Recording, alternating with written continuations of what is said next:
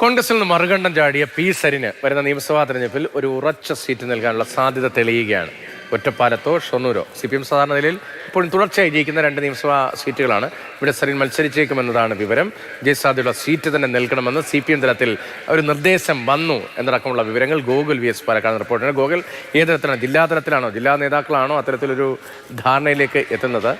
ഏത് സീറ്റായിരിക്കും? ഒറ്റപ്പാലമോ ഷൊർണൂർ, രണ്ടിടത്തും വിജയിക്കാൻ കഴിയുമെന്നത് പ്രാഥമികമായി നമുക്ക് കണക്കാക്കാൻ കഴിയുന്നതാണ്. ചിലപ്പോൾ വലിയ മത്സരം ഒരിടത്ത് വന്നേക്കാം. തീർച്ചയായും, അതായത് സരിന് പാലക്കാട് തന്നെ ഒരു സീറ്റ് നൽകുമെന്നുള്ള അഭ്യൂഹങ്ങളും അല്ലെങ്കിൽ അത്തരത്തിലുള്ള ചർച്ചകളൊക്കെയാണ് ഉണ്ടായിരുന്നത്. പക്ഷേ അതിന് പകരം ഇപ്പോൾ ജില്ലാ നേതാക്കൾ ഒക്കെ തന്നെ പറയുന്നത്, അല്ലെങ്കിൽ ചില നേതാക്കളൊക്കെ തന്നെ ഇടപെട്ട് പറയുന്നതും സരിന് ഒരു വിജയ സാധ്യതയുള്ള ഒരു സീറ്റ് നൽകണം, ഒരുപക്ഷെ ഒറ്റപ്പാലമോ ഷൊർണൂരോ അതിന് കണക്കായ ഒരു സീറ്റ് നൽകണം എന്നുള്ളതാണ് പ്രധാനമായും ഉയരുന്ന ഒരു കാര്യം. മാത്രമല്ല, ഈ പാലക്കാട് ജില്ലാ നേതൃത്വത്തിൻ്റെ ഏറ്റവും അടുത്ത ആൾ കൂടിയാണ് സരിൻ. പാർട്ടിയിൽ വന്നതിന് ശേഷം എപ്പോഴും ആ ഒരു രീതിയിൽ തന്നെ ജില്ലാ നേതൃത്വവുമായി എപ്പോഴും അടുത്തു നിൽക്കുന്ന ഒരാളാണ് സരിൻ.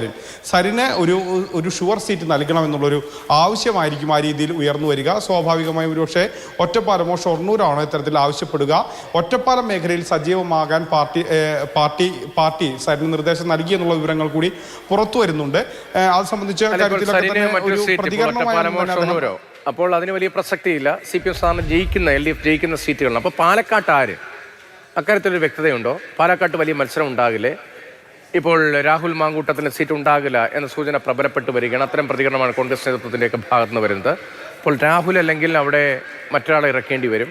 അപ്പോൾ ഒരു അന്തരീക്ഷം അല്പം കൂടി LDFന് അനുകൂലമായിക്കൂടെ? അവിടെ ആര്? സരിൻ അല്ലെങ്കിൽ പിന്നെ മറ്റാര്? അവിടുത്തെ ജയസാധ്യത എന്ത്? അക്കാര്യത്തിൽ ഒരു വ്യക്തത വരുത്തുന്നുണ്ടോ? ഇല്ല, പാലക്കാട് സംബന്ധിച്ച കാര്യങ്ങളൊന്നും തന്നെ സംബന്ധിച്ച വാർത്തകളൊന്നും തന്നെ പുറത്തു വരുന്നില്ല. അത് സംബന്ധിച്ച ചർച്ചകളൊന്നും തന്നെ നടക്കുന്നുമില്ല. കാരണം ഈ പാലക്കാട് കഴിഞ്ഞ തവണ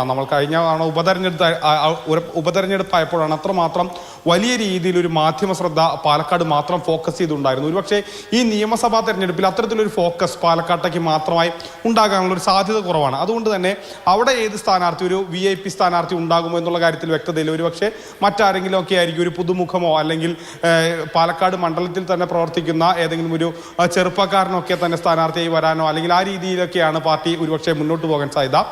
സരിനെ ഇത്തരത്തിലൊരു ഉറച്ച സീറ്റ് നൽകണം എന്നുള്ളൊരു ധാരണയിലേക്കാണ് എത്തുന്നത്. അത് സംബന്ധിച്ച സംസ്ഥാന തലത്തിൽ തന്നെ കൂടിയാലോചനകളൊക്കെ എല്ലായിടത്തും നടക്കുകയാണ്. സരിന് സേഫായ ഒരു സീറ്റ് എന്ന നിലയിലാണ് ഇപ്പോൾ പാലക്കാട്ട് കാര്യങ്ങൾ. പക്ഷേ പാലക്കാട് മണ്ഡലത്തിൽ ആര്?